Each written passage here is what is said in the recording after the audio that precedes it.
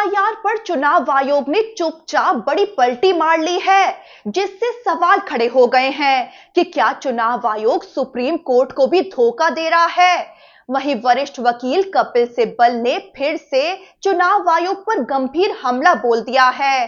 क्या चुनाव आयोग कपिल सिब्बल को जवाब दे पाएगा? एसआईआर यानी वोटर लिस्ट को लेकर की जा रही स्पेशल इंटेंसिव रिवीजन प्रक्रिया अब और ज्यादा विवादों में घिरती जा रही है। बीजेपी और चुनाव आयोग पर जो मिली भगत और धांधली के आरोप लग रहे थे, वो सच होते नजर आ रहे हैं। चलिए आपको पूरा माहौल समझाते हैं। चुनाव आयोग के किस झूठ की पोल खुल गई है, जो उसने बकायदा सुप्रीम कोर्ट में बोला था। कपिल सिब्बल ने चुनाव आयोग से क्या गंभीर सवाल पूछ डाले हैं, और बंगाल में जिन 31 लाख अनमैप्ड वोटर्स को लेकर सुनवाई होनी थी, उस पर क्या बड़ी खबर सामने आ रही है। तो इस वक्त देश के 12 राज्यों में एसआईआर की प्रक्रिया चल रही है। उत्तर प्रदेश को छोड़कर 11 राज्यों की ड्राफ्ट वोटर लिस्ट जारी हो चुकी है।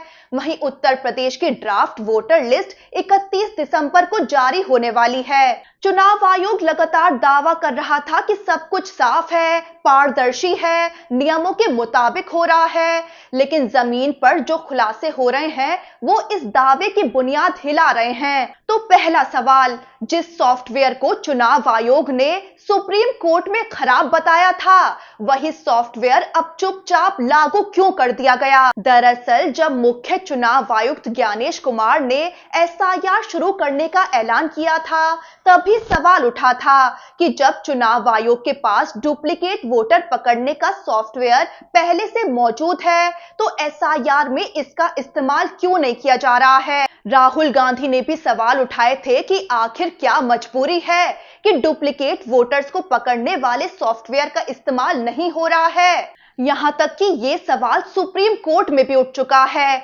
लेकिन कुछ दिन पहले तक चुनाव आयोग ने सुप्रीम कोर्ट में साफ कह दिया था कि डुप्लीकेट वोटर पकड़ने वाले हमारे सॉफ्टवेयर में खामियां हैं, इसीलिए हम एसआईआर में इसका इस्तेमाल नहीं कर रहे हैं। लेकिन अब हैरानी की बात देखिए, जिस सॉफ्टवेयर को अदालत में खराब बताया गया, जिसमें कमियां बताई गई थी, चुनाव आयोग ने उसी सॉफ्टवेयर को अब हाल ही में बिना किसी ऐलान के चुपचाप तरीके से एसआईआर में शामिल कर दिया है। अब सवाल ये उठ रहा है कि अगर सॉफ्टवेयर में खामियां थी, तो फिर अब इसे अचानक लागू क्यों किया गया है। इसके बाद उठता है दूसरा सवाल, जब एसआईआर प्रक्रिया में अधिकारी जरूरी थे, तो अब उन्हें महज पोस्टमैन क्यों बना दिया गया है। दरअसल 4 महीने पहले बिहार में एसआईआर चल रहा था, तब खुद मुख्य चुनाव आयुक्त ज्ञानेश कुमार ये कह रहे थे कि डुप्लीकेट वोटर पकड़ने वाले सॉफ्टवेयर की सीमाएं हैं, उस पर भरोसा नहीं किया जा सकता,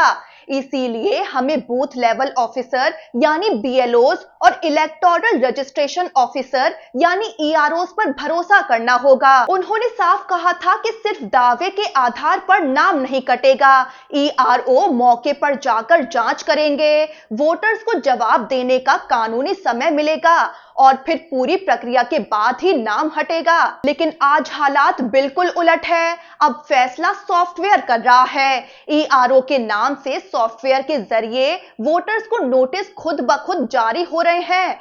ईआरओ सिर्फ नोटिस पहुंचाने वाले बनकर रह गए हैं, यानी वोटर्स का नाम हटाने का फैसला कहीं और से लिया जा रहा है, ईआरओ की जांच के आधार पर नहीं। पश्चिम बंगाल में तो इसका खुलासा भी हो चुका है कि जब ईआरओ ने सॉफ्टवेयर पर लॉगिन किया, तो हजारों वोटर्स के नाम पहले से लिस्ट में थे, जिन्हें नोटिस भेजने थे। यानी जांच के बाद नोटिस देने का काम ईआरओ का था, लेकिन आदेश सॉफ्टवेयर दे रहा था कि किसे नोटिस भेजना है। अब उठता है तीसरा सवाल, पश्चिम बंगाल में अनमैप्ड वोटर्स वाला मामला क्या है और सुनवाई को लेकर क्या बड़ी खबर आ रही है। तो पश्चिम बंगाल में एसआईआर के दौरान लाखों मतदाताओं को अनमैप्ड घोषित कर दिया गया था, मतलब उन लोगों के नाम 2002 की वोटर लिस्ट में सॉफ्टवेयर को नहीं मिले।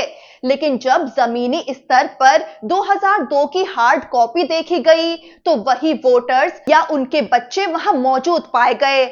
समस्या क्या पाई गई, तो 2002 की पीडीएफ वोटर लिस्ट पूरी तरह टेक्स्ट या CSV में कन्वर्ट ही नहीं हुई थी, यानी गलती डेटा की थी, लेकिन सजा मतदाताओं को दी जा रही थी उनके नाम हटाकर।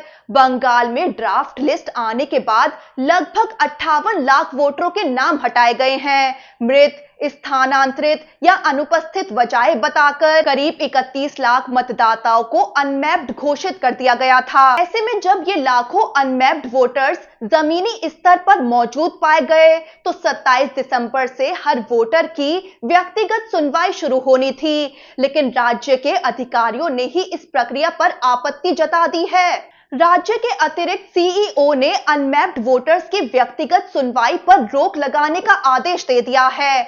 अब जांच पर तो रोक लग गई है, अब ये देखना होगा कि इन लाखों वोटर्स का अंजाम क्या होता है। अब उठता है सबसे गंभीर सवाल जो वरिष्ठ वकील कपिल सिब्बल लगातार उठा रहे हैं। कपिल सिब्बल ने SIR के दौरान बूथ लेवल ऑफिसर्स यानी BLOs की मौतों पर तीखे सवाल उठाए हैं। उन्होंने आरोप लगाया है कि घुसपैठ के दावों पर तो खूब गुस्सा दिखाया जाता है, जबकि सरकारी कर्मचारी SIR के दबाव में मर रहे हैं, उस पर कोई गंभीरता नहीं है।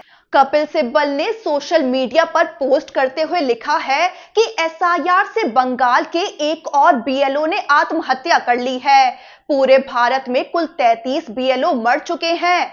उन्होंने सवाल किया कि अगर एक कथित घुसपैठिया आता है तो वो ठीक नहीं है, लेकिन अगर 33 BLO मर जाते हैं तो क्या ये ठीक है? दरअसल कपिल सिब्बल का ये पोस्ट पश्चिम बंगाल में बढ़ते राजनीतिक विवाद के बीच आया है, जहां ममता बनर्जी की पार्टी TMC के राष्ट्रीय महासचिव अभिषेक बनर्जी ने आरोप लगाया है कि चुनाव आयोग द्वारा नियुक्त एक और BLO ने पश्चिम बंगाल में चल रहे SIR से जुड़े अमानवीय दबाव के कारण आत्महत्या कर ली है। इसी के साथ मुख्यमंत्री ममता बनर्जी ने बीजेपी के नेतृत्व वाली केंद्र सरकार पर विपक्षी शासित राज्यों को अस्थिर करने के लिए SIR प्रक्रिया का इस्तेमाल करने का आरोप लगाया है।